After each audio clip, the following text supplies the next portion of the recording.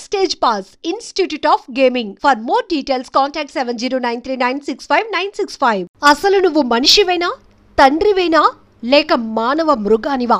అదే ఈ నేరస్తుడు గురించి తెలుసుకుంటే మీకు కూడా ఇలాంటి డౌటే వస్తుంది. కోసూరులో ఒక మానవ మృగాన్ని అరెస్టు చేశారు పోలీసులు. గతంలో తల్లి తండ్రిని, ప్రస్తుతం కొడుకుని కూతురుని చంపిన కసాయివాడు. అచ్చంపేట మండలం పుట్లగూడెం గ్రామానికి చెందిన వెంకటేశ్వర్లు నాయక్ను పోలీసులు అరెస్టు చేశారు.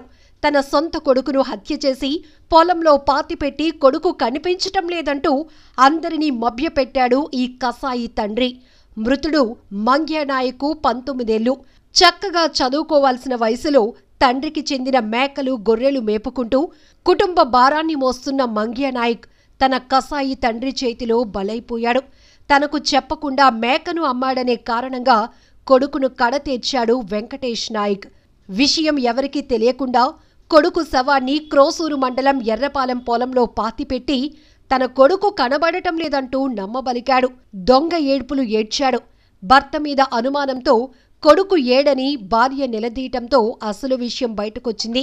తన భర్త తన కొడుకును చంపాడంటూ క్రోసూరు పోలీస్ స్టేషన్లో కేసు పెట్టడంతో పోలీసులు రంగప్రవేశం చేశారు. వెంకటేష్ నాయక్ను అరెస్టు చేసి విచారించగా నిజాన్ని ఒప్పుకున్నాడు. దాంతో పాతిపెట్టిన శవాన్ని బయటకు తీయించి శవ పంచనామా నిర్వహించారు. విచారణలో క్రోసూరు పోలీసులకు విస్తుపోయే నిజాలు తెలిసాయి.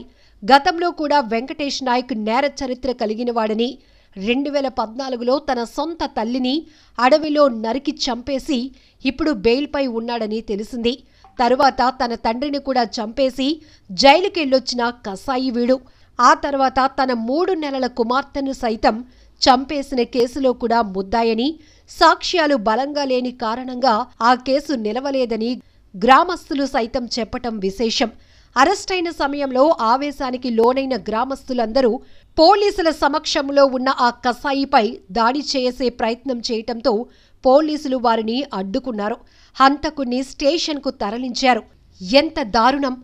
తల్లి తండ్రి అనే మమకారం లేదు, కన్న కొడుకనే ప్రేమ లేదు. తన మాట కాదంటున్న వారిని అడ్డు తొలగించుకోవటమే పనిగా పెట్టుకున్నాడు.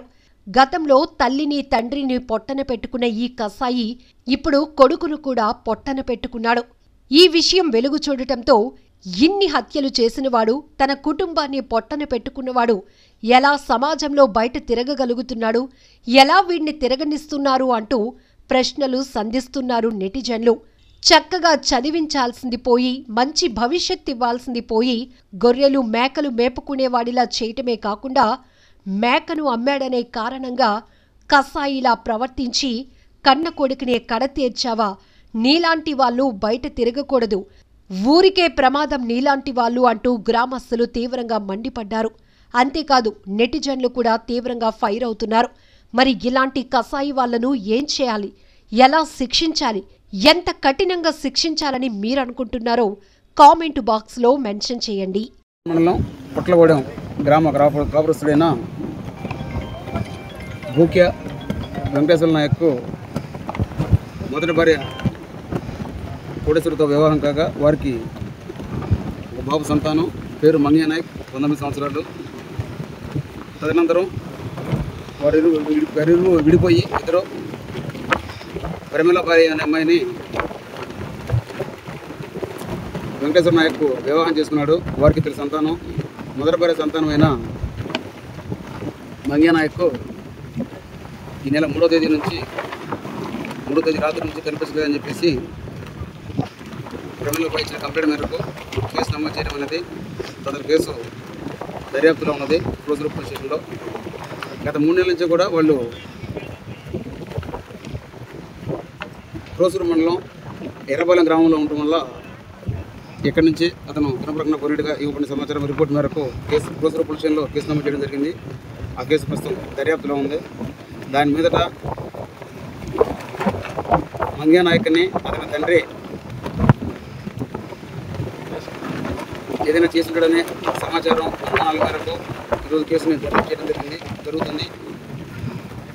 ఎర్రపాలెం గ్రామ పొలాల్లో శవమును ఎన్ఎస్పి కెనాల కాలంలో పూడ్చిపెట్టినట్టుగా మనకున్న సమాచారం మేరకు ఈరోజు ఇక్కడ అమ్మారావు గారి చేత సర్పంచ్ నామా నిర్వహించడం జరుగుతుంది. స్పాట్లోనే పిఎం చేయించడం జరుగుతుంది. దీనిపై పూర్తి వివరాలు దర్యాప్తు నందు తెలియాల్సి ఉంది. ముద్దా ఏదైతే ఉందో ముద్దాయి గతంలో కూడా 2014 సంవత్సరంలో అచ్చంపేట పోలీస్ స్టేషన్ లిమిట్స్లో ఫారెస్ట్ ఏరియాలో వాళ్ళ తల్లిని కూడా చంపినట్టుగా కేసు నమోదైంది. గతంలో ఆ కేసు కోర్టులో తగిన సాక్ష్యాధారాలు లేవని చెప్పేసి వీక్ పీరియడ్ తెలిసింది. గతంలో కూడా నేర చరిత్ర ఉంది. 20 నెలల్లో కూడా ఒక కేసు అతనిపై నమోదై ఉంది, ఒక హత్య కేసు నమోదై ఉంది. అది కూడా ప్రస్తుతం కోర్టులో పెండింగ్లో ఉంది. దర్యాప్తులో ఉన్న కేసు పూర్తి వివరాలు దర్యాప్తు అనంతరం తెలియజేయాలి.